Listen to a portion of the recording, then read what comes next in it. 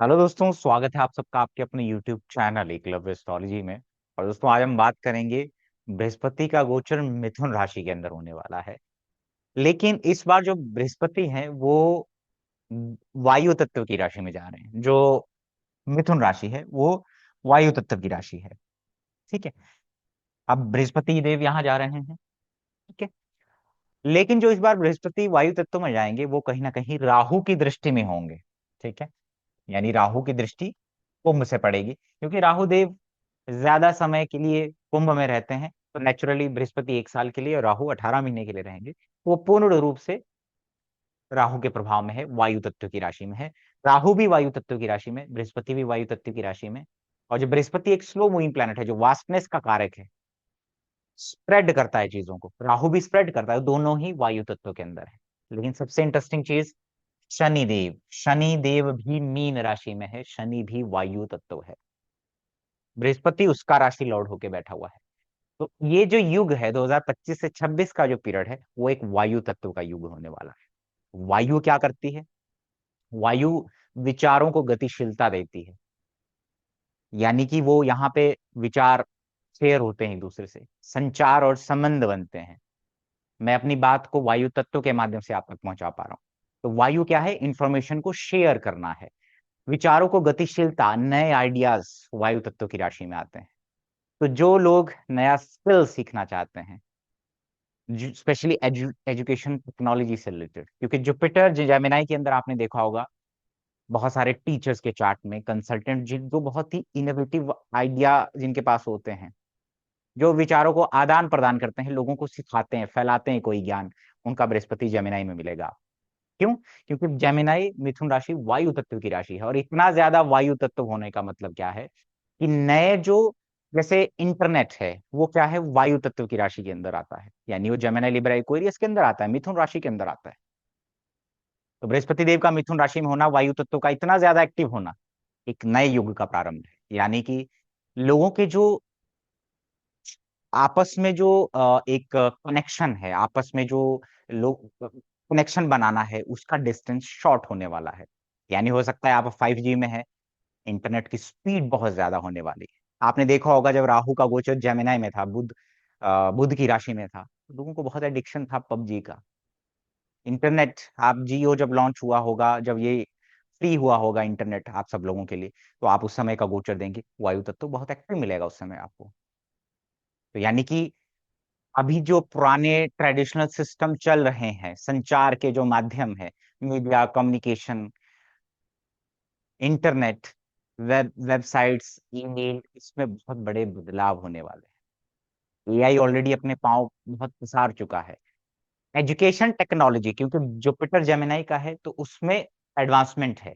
तो जो लोग एजुकेशन की फील्ड में कुछ नए टेक्नोलॉजी या नए एप्स पे काम कर रहे हैं, उनके लिए बहुत बढ़िया है। इसी के साथ बड़े बड़े स्कैम्स भी होंगे, अफवाहें फैलेंगी, गलत इंफॉर्मेशन भी बहुत स्प्रेड होगी, क्योंकि राहु का इंफॉर्मेशन, राहु जो मैनिपुलेशन का कारक है, वो अभी मीडिया और संचार, इंफॉर्मेशन को शेयर जहां पे होती हैं चीजें, उसको प्रभावित कर रहा है।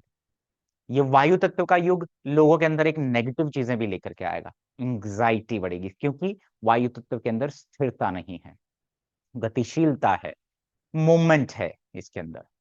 नए आइडियोलॉजीज आना, नए नए फिलोसफिकल चीजें, नई फिलोसफी, या जैसे एलजीटी, जो बीक्यू से रिलेटेड जो चीजें हैं आपकी, जो अनकन्वेंशनल जो डिस्कशंस नहीं होते हैं, वैसे कुछ आंदोलन आपको दोबारा देखने पड़ेंगे। मीडिया जर्नलिज्म में बड़े बड़े स्कैम सामने आएंगे। फ्रीडम ऑफ स्पीच को लेकर के, फ्रीडम ऑफ स्पीच को लेकर के भी लोगों के बीच में काफी चीजें देखने को मिलेंगी। उनके लिए भी नए नए नियम बन सकते हैं। ठीक है। तो अभी राहु कुंभ में जा रहा है, इंफॉर्मेशन और स्पीच को प्रभावित कर रहा है लोगों की। लोग लोगों के अंदर क्या है? सोशल क्लोजनेस तो बढ़ेगी, लेकिन मेंटली वो फिर भी एक अलूफनेस या एक एकांत की तरफ ही जाएंगे। एक खालीपन उनको हमेशा रहेगा। तो हम और आप अभी तक फेसबुक चला रहे हैं, इंस्टाग्राम, ये सब कर रहे हैं। अब नया दौर आने वाला है जहां पे इंफॉर्मेशन शेयर करना है। जो ऑनलाइन पढ़ाते हैं आप में से, जो लोग एआई या साइबर सिक्योरिटी, डाटा गैदरिंग या डाटा से जुड़े जो प्रोफेशंस में हैं उनके लिए गोल्डन पीरियड है, कंटेंट क्रिएटर्स के लिए गोल्डन पीरियड है, बस फॉर्म बदल जाएगा अब। तो ये वायु तत्व का जो अगर साइन एक्टिव है, तो आप अगर कोई नया स्किल सीखना चाहते हैं, क्योंकि जुपिटर जेमिनी में जा रहा है, नया स्किल सीखिए, कोर्सेज करिए छोटे छोटे, स्पेशली ऑनलाइन लर्निंग की तरफ ज्यादा चीजें होने वाली है। ठीक है, आपका और जो दूसरे का आपस में जो कनेक्शन है, जो एक दूरी है, वो घुटने वाली है। यानी कि हमारे को इंफॉर्मेशन ब्रॉडकास्टिंग में, इंटरनेट की दुनिया में, ये इसके अंदर बहुत बड़े रेवोल्यूशन देखने को मिले। तो जो लोग सोशल मीडिया और जर्नलिज्म में काम करते हैं, उनको अपडेट होने की आवश्यकता है, क्योंकि उसमें अवसर बहुत आने वाले हैं, क्योंकि मिथुन राशि और कुंभ राशि उन सब चीजों की है। तो बृहस्पति यहाँ पे जमिना में जा रहा है, राहु के इन्फ्लुएंस में जा रहा है, तो नेगेटिव चीजें भी, मिस इन्फॉर्मेशन भी बहुत ज्यादा फैलेगा, इसमें कोई संशय नहीं है। स्कैम, मैंने कहा जर्नलिज्म से रिलेटेड, फैक्ट से रिलेटेड, स्पेशली जो संचार के माध्यम है उनसे रिलेटेड सामने आएंगे, मीडिया जर्नलिज्म उससे रिलेटेड सामने आएंगे, दोनों चीजें होंगी। दोनों ही ग्रह स्प्रेड करते हैं चीजों को, और भारी ग्रह हैं, बड़े ग्रह हैं, तो जब वो इसको इम्पैक्ट करेंगे, तो वो कहीं ना कहीं आपके आसपास प्रोमिनेंटली देखने को मिलेगा। लेकिन क्या मिलेगा? ब्रीदिंग से related issue, anxiety, over thinking. तो मेंटल हेल्थ एक बहुत बड़ा इशू होने वाला है। आइसोलेशन, भले ही कनेक्शंस हमारे बहुत जल्दी बढ़ जाए, जैसे आपका जो रूट है ट्रैवल का, मान लीजिए एयर ट्रैवल है, क्योंकि वायु तत्व की राशि में जा रहे हैं, एयर ट्रैवल है, वो भले ही जहां 5 घंटे लग रहे थे, अब आपको 2 घंटे मिलेंगे। तो हमारे कनेक्शन जो है दूर दूर तक, जो फैलाव है, वो तो अब नजदीकी में आने वाला है। ठीक है, लेकिन वो थ्रू सोशल मीडिया ही होने वाला है, वो एक टेक की वर्चुअल ज्यादा होने वाला है, रियलिटी में वो कम ही रहेगा, जिसकी वजह से लोगों के अंदर एकांत और एंग्जाइटी देखने को मिलेगी, क्योंकि मैंने कहा वायु तत्व की राशि आपको स्थिरता देती है। तो आप में से जो लोग इस चीज के प्रोन हैं, वायु तत्व, वायु तत्व यानी जैसे आपको गैस्ट्रिक इश्यूज, वात रोग बढ़ जाते हैं, उसका प्रॉब्लम आने वाला है। तो एक जो समय है वो टेक्नोलॉजी में एडवांसमेंट को लेकर के है। आप लोग अगर कुछ ऐसा, ऐसे प्रोफेशन, ऐसी स्किल डेवलप करना चाहते हैं जो थोड़े टाइम में आपको ज्यादा लाभ दें, तो बृहस्पति जब मिथुन में आएगा, तो जो जो मैंने आपको फील्ड बताए हैं, उसमें आप कोर्सेज करिए, उसमें आप अपॉर्चुनिटी ढूंढिए।